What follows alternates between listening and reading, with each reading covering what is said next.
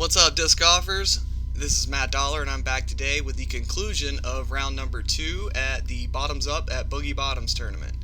We're on the red course today at par 56. We've already played both those par 4s. They were on the front 9. And we will slide into back 9 coverage on hole number 10, coming in at just under 200 feet. A little downhill tunnel shot. You can go right side or left side of the trees. You'll see most dominant forehand players throw down the left side. I actually practiced going down the right side the entire time, and then for some weird reason decided to throw down the left side during the tournament. So Dylan Holt's going to be second on the tee. He's going to take that right side hyzer with a putter. And there's Matt Versola taking the sidearm route with a putter. And then Austin Lytle, also throwing Prodigy disc, is going to go down the right side. So those are 3 Prodigy putters in a row. I believe Nick Robinson went with the Justice here. He pulled it just a bit, but got that nice skip out of it. It's going to give him a long bid, but this is a really scary putt, because if you do go for it chain high and miss, you're going to go down to the bottom of that hill and have quite the comebacker. Nick's putting with those shields, and he does give it a bid, and it's a very good bid. He hits the cage, and it keeps him from going all the way down the hill. I'm still putting with that soft Cenis. Had a pretty good line on that one. And luckily the Cenis has claws, so it won't go too far down the hill. And there's Matt Versola with a great birdie putt. He was really stuck behind that tree. He had to go with the straddle, and he had to putt around those branches. So everyone else is going to be tapping in for par, except for Austin, who parked it off the tee. He will tap in for his birdie, and we will move on to hole 11. Hole 11 is pretty difficult. It says 294. I feel like it plays a little bit longer. And about 2/3 of the way down the fairway, it drops off, and there's a OB creek down there. It's not just the creek OB. There's also a line defining each side of it. Pretty big space, so if you do hit something and drop down in the middle, you're probably going to be out of bounds.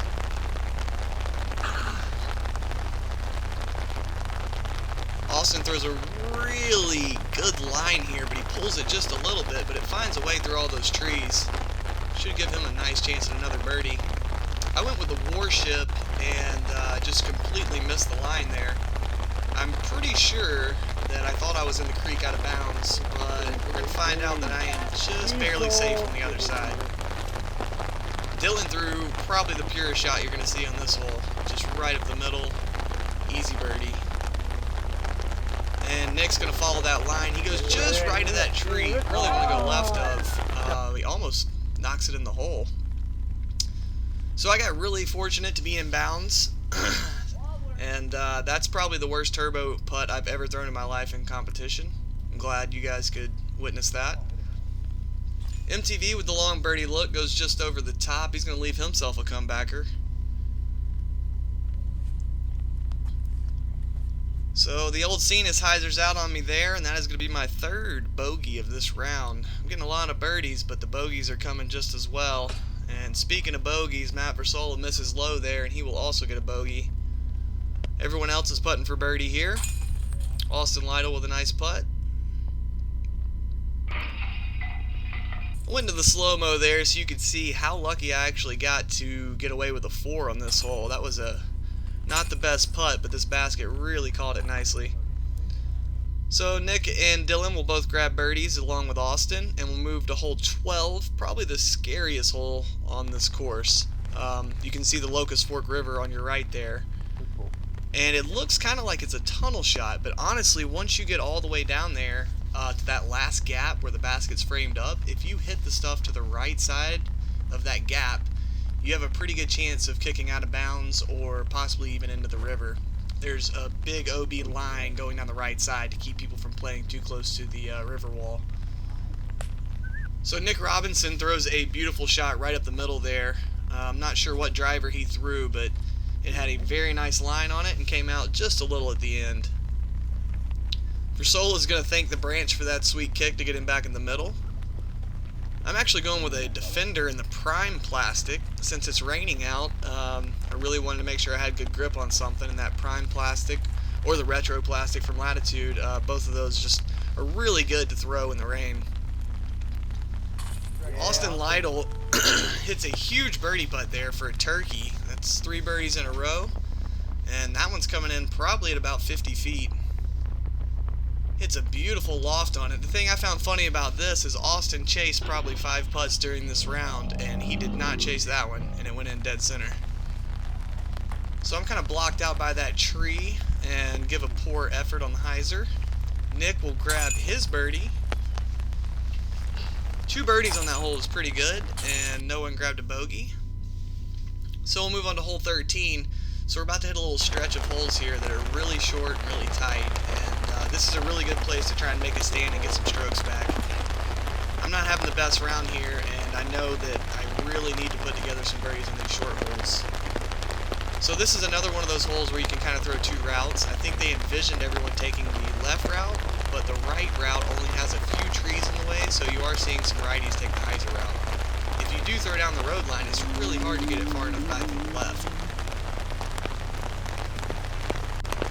This was probably the most surprising thing I saw on this hole, maybe the entire round, was Versola throwing the forehand on this hole, but trying to take the hyzer route with the forehand. It was just a really odd decision.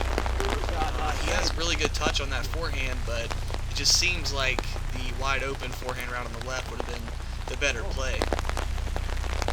So Versola throws a great upshot though to get out of jail, and Austin is also short right on that hillside. Both these guys are just trying to get up to the green and get themselves a putt. And Versola, who left himself a little short on that upshot, bangs a great putt there to save the par. Nick's looking at about 35 feet for birdie. Gonna go just low with the shield, and I'm right about circle's edge. Able to get the Cenis in there, on the left side just a little bit. Austin with a great putt just to save his par. So both guys that hit early there were able to get up and down, and we'll move to hole 14. 200 feet, and it's pretty much straight uphill. I'm trying to go with a thumber here. Normally I would throw probably the hatchet on a quick flipping thumber like this, but I was carrying very few discs during this round, so I went with the flippiest disc I had in my bag, which was actually a really beat up Felon. So it went to the outside line, but took a really nice skip up that hill. Austin's going to hit early, and Dylan's going to throw a beautiful looking backhand with the putter. Should give him a really nice chance at birdie. Versola just showing how smooth he can be with that forehand putter upshot. That's really all this hole is just like an upshot, and Versola treated it that way by just kind of standing on the end of the tee pad instead of taking a run up. You'll see him do that on a lot of these short holes in the woods. So after that thumber chased up the hill and on pass over to the next tee pad, I'm able to sink the Cenis to grab my birdie. And those back-to-back birdies will get me going back in the right direction. Everyone's going to get a birdie there, except for Austin, who hit early, and we'll move on to hole 15. So I'm trying to throw a sidearm Cenis here, and wet disc syndrome definitely is in effect. It actually slipped right out of my hand and nicked off that first tree on the right. That was one of the best breaks I had all weekend. Actually, that was one of the best breaks I've had all year. That's pretty amazing to throw a disc right into a tree off the tee and then kick up there for a birdie putt. But as you can see, the rain is playing havoc on everyone's forehands. It's either slip out or grip lock. Unless you're Matt Versola, he just absolutely smoothed that one out. Austin Lytle smashes the porta potty there. Not the first one I saw hit this weekend. Austin's putting is so close to being on fire this round. He's been really close to making several long putts. He's still made a couple really good ones, but if all of those long ones had went in that he chased, he would be shooting probably 14 under. MTV with a little bit of the putting woes here. Just over the top of the basket, gave him a little more of a comebacker than he wanted. I was able to make the straddle putt there after getting lucky off the tee. Nick will tap in for birdie. And we will move on to hole number 16 after these guys tap in their pars. So hole 16 says it's 369 feet. It's playing a lot more like 469 feet. It is uphill, it's raining, and slippery tee pad. This is a tough shot right now. I thought I threw that defender really well. Comes up short and right. See the old scuff at the tee sign. Not really believing what that said. Nick goes with the sheriff here, and he just barely misses that tree on the right. You can see the sigh of relief on his face. Dylan's not going to be so lucky. He throws it right into that tree and kicks over to the left. So there is out of bounds if you were noticing that on the tee sign. However, the out of bounds doesn't come into play until you get further up. So both these guys hit and kicked left, but they're both not to where the out of bounds starts yet. Versola goes sidearm and throws a beautiful shot right up the middle. Looks like Dylan had a little bit of a slippery stance there to work with. Should give him a long putt though to try and save his par. And Austin will just chip his up. Everyone else is going to have a long look at the birdie. Nick's just going to chip his up there. So this is another one of those holes that has out of bounds right behind the basket. So there's a line painted back there. So Nick didn't even try to make it. He just laid up. I did try to give mine a little bit of a bid. Versola just barely missed his, and Dylan will miss his par putt. So there's going to be no birdies here on hole number 16. I think that was probably the case on a lot of cards. And we'll move to hole 17. 325 feet, 2 options, and out of bounds everywhere. I'm throwing prime defender, and I'm pretty sure that's going to be out of bounds until it takes that mega skip, does a little crawl, and gets me back in with a birdie putt. That is a 2-stroke swing on that super skip in the wet ground with a prime defender. I don't know how it happened, but I'm super happy about it. Nick throws the correct route, just that beautiful hyzer that actually fades like it's supposed to. Austin goes with the forehand route, and it appears to be a beautiful shot, but he goes deep, and he's actually out of bounds. So Versola is also going to go with the forehand here, and I think he pulled it just a little wide. It kind of went in on the corner, but I'm pretty sure he's going to end up out of bounds. So Dylan's going to go with the hyzer route. It appeared to work out better than the anhyzer, or the sidearm route. Austin makes a good putt there to save his par. I'm going to make the birdie. After that great break, you got to capitalize on that. Nick threw a perfect shot. He'll get his birdie. It says for birdie there on Versola, but that was actually for bogey. He went out OB early and had to throw his up shot and then missed his putt. So we're going to move to hole 18, our last hole of the round. And it is not that long, but it plays a little longer than it says. And I really want to throw the thumber here. That was my shot in practice. It's a super easy thumber hole up this road, but the road's out of bounds, and when it's wet I have a problem with thumber grip lock, so I just threw the backhand down the middle to try and be safe. Threw a felon low and with anhyzer. Everyone appears to be taking the hyzer route so far, but we've got Austin, who's got that killer forehand coming up here. Skips it off the road. Beautiful shot. That'll give him a putt for birdie. So Versola's sidearm is in the air right there. You see it hit that tree. And he's going to take a little roll. But everyone will get some kind of birdie putt to end here. Dylan goes a little deep, and he'll have a little putt for par now.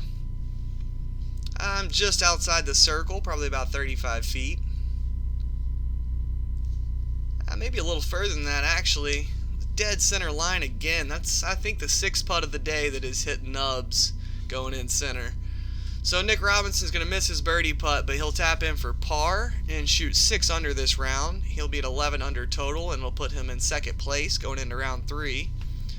Austin makes a nice birdie here on hole 18 to shoot 4 under, and he will also be featured on our lead card in round number 3. Matty V misses just a hair high. Man, he hit the basket on so many putts that round. He could have really put one down. That was a sick round with the driving he was doing. He's going to have to settle for a 1 under par here, and we will not be seeing him in the final round. I'm still going to manage a 6 under with those 3 bogeys, and I'll hold the lead by 3 over Nick moving into Sunday. Dylan Holt will shoot a 3 under this round, and we will not be seeing him during the final round. So for the final round, we'll be back at the Gold Course with myself, Nick Robinson, Austin Lytle, and we'll be joined with some Alabama boys, Logan Fisk and Seth Beeman. So make sure you tune back in for that. It'll be here on Matt Dollar Disc Golf. Please subscribe to my channel. Thanks to all our whole sponsors and all the tournament directors and volunteers. And thanks to Carlos Seegert for roughing out this round in the rain to bring you guys some coverage. Thanks for watching.